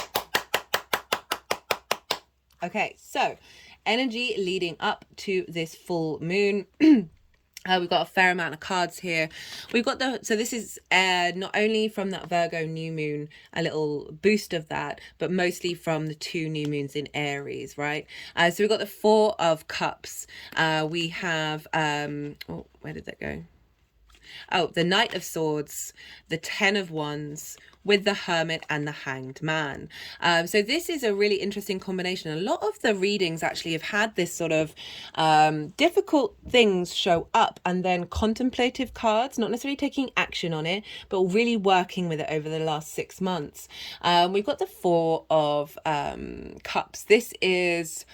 there's melancholy here. There's a sense of not finding harmony in your life, because we see here we've got the 3 of Cups, and they're out of reach of this figure, but this figure isn't necessarily making the steps to get to this place. They're sort of, that for me, the phrase is always comparison is the thief of joy, right? You're seeing what other people have, and you see that as a space of lack because you don't have it. And denying the fact that you have the Ace of Cups within you at all times, which is overflowing of abundance. And it's just that sort of they have it, you're sort of, oh, they have it, I don't have it. You're not even happy for them, and you're not happy for yourself, and it's just sort of like, I'm gonna feel blue about this, right? It's a real lack mentality card. And we've got the Knight of Swords, which this can be read in 2 ways. What I really got was Fool's Rush In, right? It's for the fastest knight of the deck. There's sort of, it's very impulsive. There's sort of the swords energy, so you're quick to words, quick to make decisions based off of this sort of melancholy energy that is leading to burden, right? Is leading to so this could be that the Knight of Swords tries to overcompensate this sense of melancholy by in just making quick decisions and taking action before letting things settle, right? So it's from this space of lack that you've got to go, you've got to do. And this is creating a lot of burden, a lot of weight, and a lot of responsibility, right? Work isn't a bad thing. It's a wonderful thing. Work is bad, burden is bad when we cannot even see the sky. We cannot even see that there are no clouds in the sky and you are hunched over, right? Spine work is so important. The energies that I channel are always trying to get me to do spine work because we have a lot of stored karma there. We've got a lot of stored energy in our spine. And so, you know, when we've got back problems, this is a real, it's not how work should be. Work should bring you joy, right? So with the 6th house of work, this could be feeling like you don't feel like you've got harmony in the way that you work. You don't feel like harmony in the way that you have routines. And there's a sort of a frustration at bearing witness of other people who have that, right? This may not be particularly prevalent in your life right now, but it's certainly saying that this energy has been coming up for you to bear witness to your past experiences, your past traumas, your limiting beliefs that may have then put you in that space of lack where you've then felt like you've got to overcompensate. You've got to rush in, you've got to do all the things without taking a moment to breathe. And as I said, that's leading to this burden that isn't necessary. It doesn't mean that there aren't lots of things to do, but it's how we interpret and how we navigate that emotional space. So we got with these two, with those 3 cards, which are all difficult energies, right? This does mark completion as well of a shift of dynamics away from that burden. And it is really reconfirmed by the fact we've got the Hermit and the Hanged Man. Now, the Hermit is about going inward and contemplating your own space, finding deep wisdom within yourself, but it's a really private energy. It is a sense of deep contemplation. It's not necessarily going out and about in the world to find answers. It's about finding those answers within. These 2 cards really call for that. It's very interesting, like there's the star here and this figure has a halo, so there's an element of the divine coming in, where this is acknowledging your own divinity within you. This is the Hanged Man, which is about perspective. This is about when we change our perspective, when we give contemplation and we are in pause, we are in limbo, in meditation and allowing different perspectives to come through, we receive divine wisdom, right? So this is a inner contemplation of self. This is an inner contemplation in order to receive the external from the divine. You see the halo, there's a sense of enlightenment, but that divine, that source energy, that is you. So this combination of the two is bringing those two things into harmony, and really calling you to pause, to breathe, to find that inner space, to find that inner navigational point, and have some trust in yourself. These are also kind of pause cards. So it's acknowledging everything that you've been doing. There's an element of cultivation that's happening here. This is always linked, I always link this into Odin, the Norse god, because they hung themselves upside down on the world tree, the ash tree, for 9 days and 9 nights. At the end of it, received the wisdom of the runes. So the reason why I sort of went into Fool's Rush in with this one is because of these cards, right? Because the Knight of Swords is also the fastest card. It's so loyal, it's determined, it's going to get there, it's going to do the thing, right? Very, very strong energy. But because that you're being crowned by cards that represent pause, of contemplation, of meditation, of going inward, this is the antithesis of that Knight of Swords. There's really the other, you've been called to temper that energy and see what your intuition tells you. Right, plot twist, spoiler alert, see these 3 of Cups? Look what you've got coming up for this full moon. So this sort of feeling like you are in disharmony, that you are in this sort of stagnant energy, you're not in flow.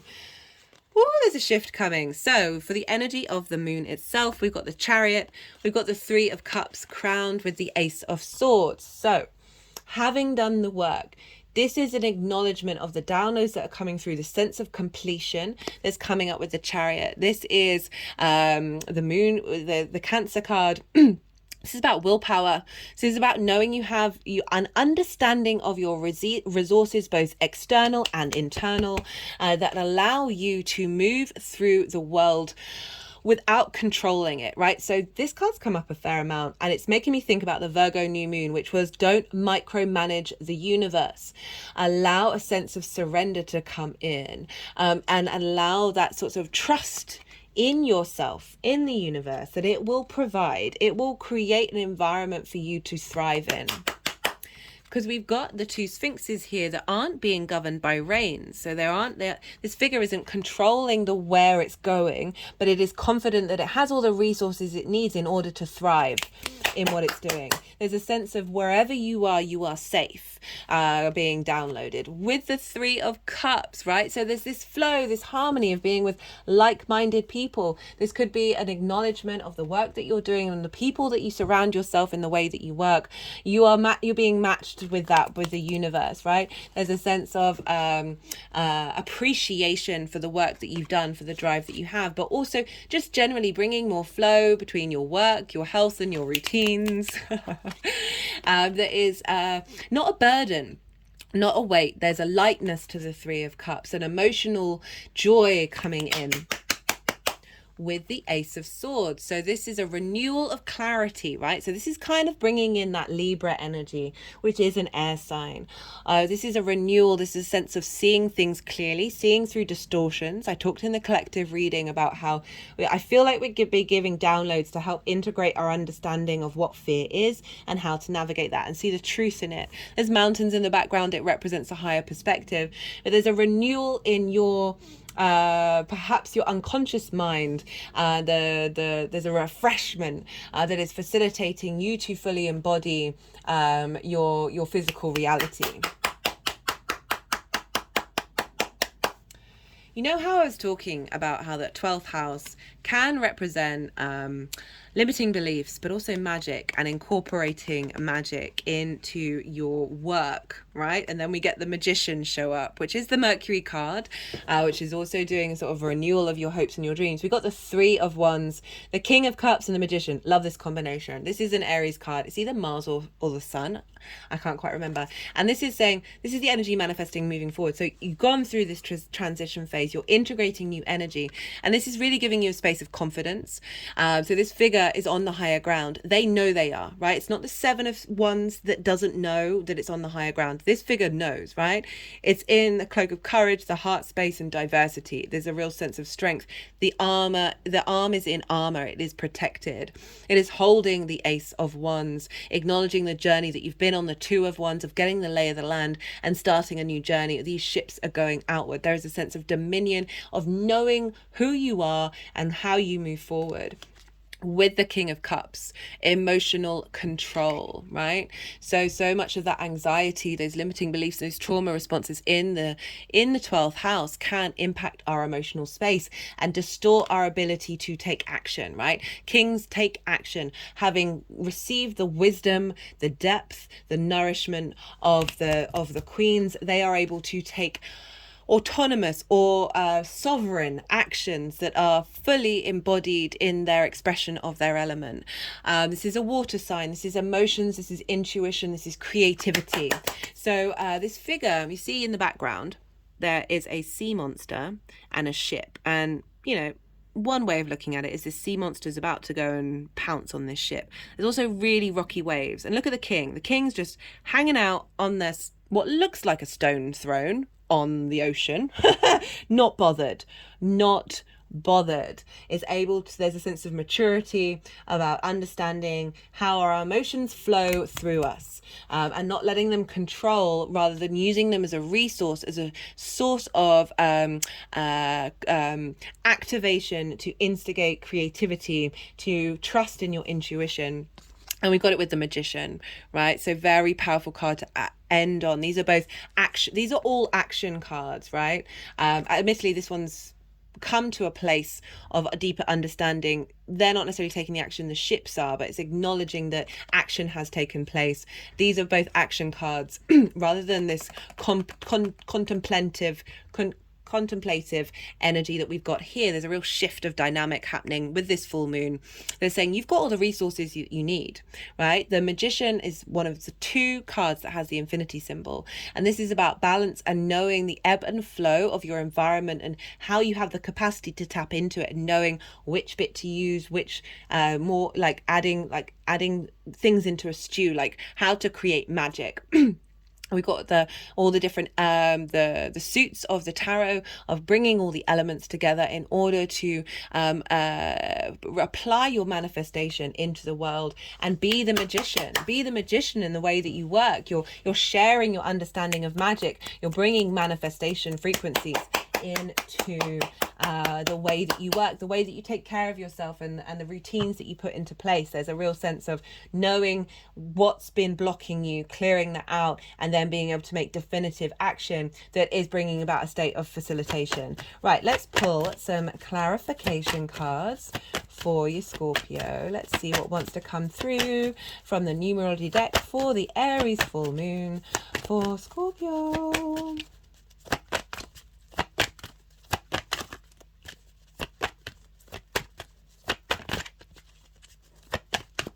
I'm going to go with the other deck. This is the First Light Tarot. This is Major Arcana, question cards, keyword cards. Just saw the Wheel of Fortune. I'm getting a bit of energy off of that one. Keyword cards, question cards, statement cards, and Major Arcana. All the decks are in the description box. What wants to come through? Okay. I can just feel when the decks are a bit sticky. They're like, no, we've got some energy work we want to do. Had an energetic release at that one. My hands are over my heart chakra right now. Some deep healing.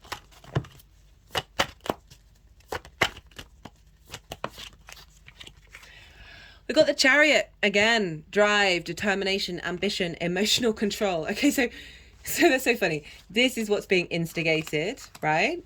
And it's showing up of this, how, like, in the exact cards of manifestation moving forward. Love that. Right, don't really have anything more to say about that. Yeah, there's a real sense of renewal coming through, because sometimes we can get burnt out and we can get frustrated. I'm not surprised with that sort of 10 of Wands there, and the speed, like the rush, the anxiety that the Knight of Swords can bring in. Yeah, so definite renewal. Okay, let's see what wants to come out for the numerology deck. karmic completion. I like that. Bringing in new contracts. Got an energetic release at that one. And again.